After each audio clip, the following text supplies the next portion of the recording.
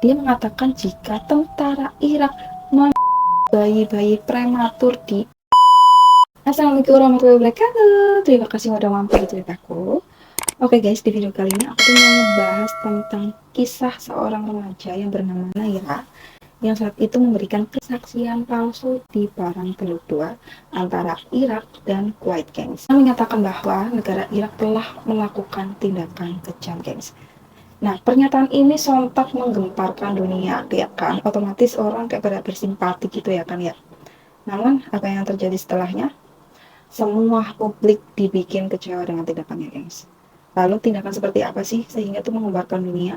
Yuk, tanpa berlama-lama lagi, mari kita bahas. Nah, sebelum kita masuk ke kisah Naira, aku mau sedikit bahas tentang Perang Teluk ini, guys.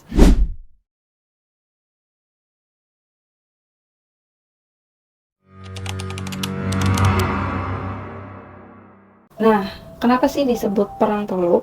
Karena perang tersebut tuh berada di wilayah Teluk Persia, guys. Perang Teluk ini tuh terbagi menjadi 3 periode yang masing-masing negara Irak itu selalu terkait dalam 3 periode tersebut. Yang pertama, yaitu Perang Teluk Pertama di tahun 1980 sampai 1988 antara negara Irak dan Iran, gengs. Nah, kurang lebih 8 tahun terjadinya konflik yang disebabkan sengketa wilayah, gengs. Jadi pada saat itu negara Irak dan Iran berkeinginan menguasai sungai Sab al-Arab, alur air yang dibentuk oleh pertemuan sungai Tigris dan Efrat, yang ujung selatannya menjadi perbatasan antara kedua negara, gengs. Ini Teluk Persia. Nah, wilayah ini merupakan jalur ekspor dan terkenal memiliki sumber minyak yang besar, gengs. Pada bulan April tahun 1980, waktu itu sedang berlangsung acara konferensi ekonomi internasional yang diselenggarakan oleh Persatuan Mahasiswa Asia di Irak.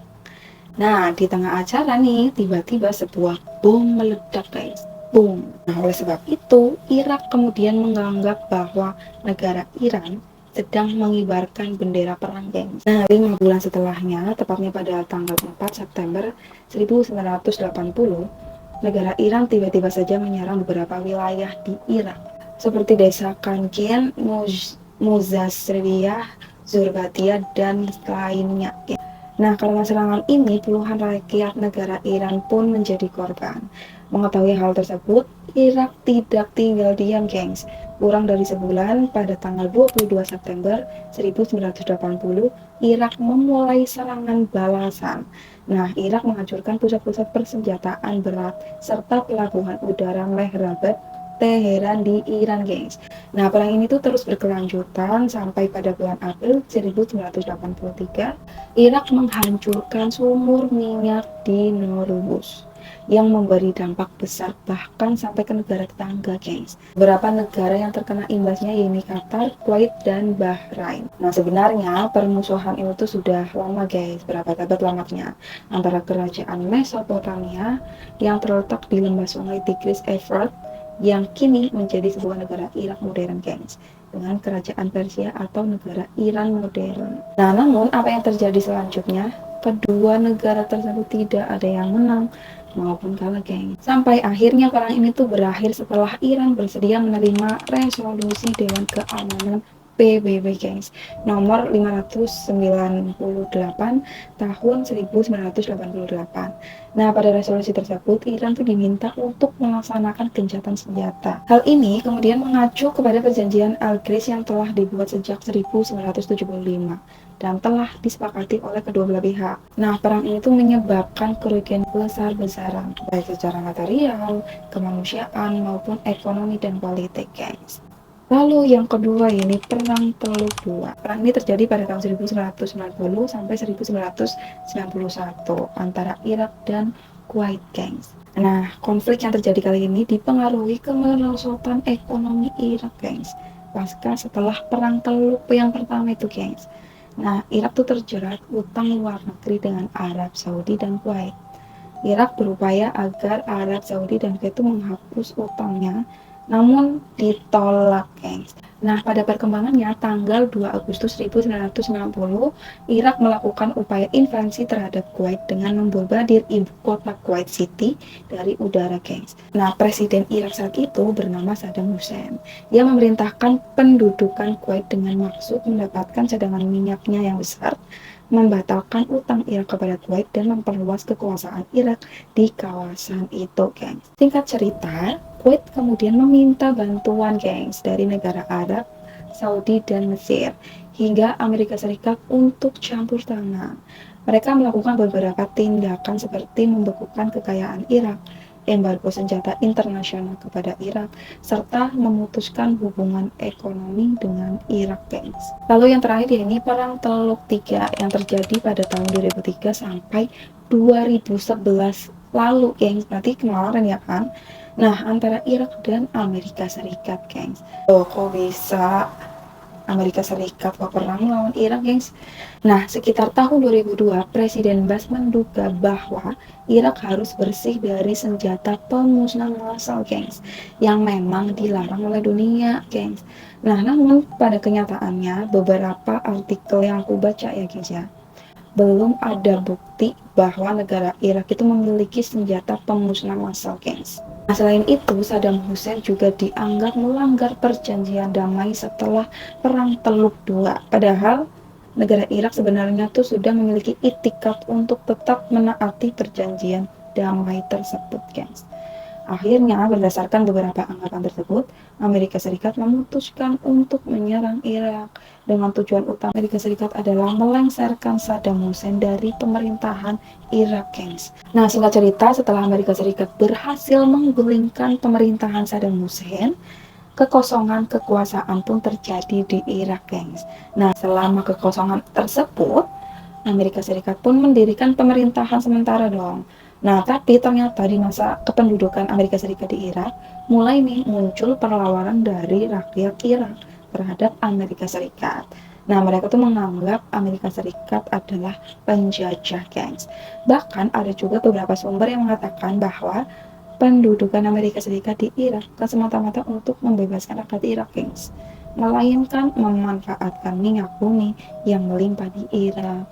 Akhirnya rakyat Irak mulai membentuk misi bersenjata, gengs. Amerika Serikat pun menarik semua pasukannya dari Irak pada tahun 2011. Nah, penarikan pasukan Amerika tersebut menandai berakhirnya Perang Teluk Tiga, gengs. Selanjutnya kita akan masuk ke cerita Nairah. Mari kita bahas. Oke, guys, kasus Nairah ini tuh terjadi di Perang Teluk II. Ya, Perang Teluk II ya. Nah, seperti yang aku udah jelaskan tadi, di Perang Teluk II, Irak itu menginvasi Kuwait bertujuan menguasai sumber minyak bumi yang melimpah dan juga faktor penolakan penghapusan hutang Irak terhadap Kuwait, gengs.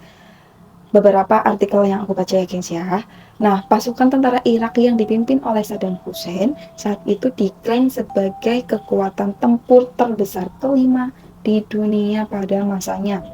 Nah, jelas aja ya kan, Kuwait itu tidak sanggup melawan Irak. Maka dari itu, mereka mencoba menarik simpati internasional, terutama Amerika Serikat dan sekutunya, gengs. Nah, hal tersebut dilakukan lewat kesaksian seorang gadis berusia 15 tahun bernama Nairah itu, gengs. Ya, nah pada tanggal 10 Oktober 1990, Nairah itu bersaksi di hadapan Kongres Amerika Serikat mengenai kekejaman tentara Irak ketika menginvasi Kuwait, gengs. Nairah yang bekerja sebagai perawat sukarela kemudian mulai bercerita tentang kekejaman pasukan Irak, gengs. Nah, dalam kesaksian yang disiarkan langsung, dia mengatakan jika tentara Irak bayi-bayi prematur di inkubator, gengs.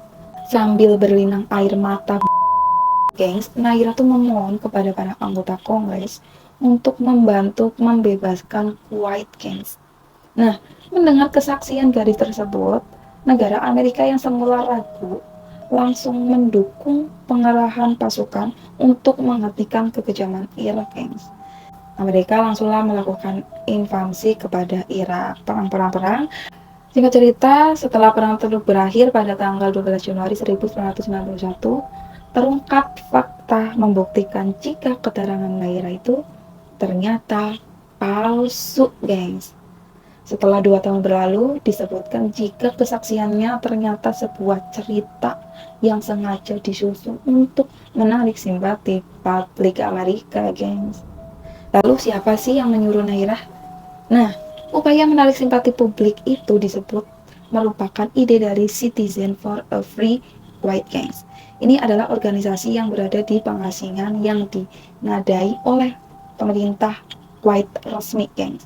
Nah, Citizen for a Free Kuwait menandatangani kontrak senilai 10 juta dolar Amerika Serikat dengan perusahaan public relation terkemuka Amerika, Hill dan Knowlton. Nah, Naira ternyata merupakan putri dari duta besar Kuwait untuk Amerika Serikat, gengs, yaitu Saud Nasir Al-Sabah.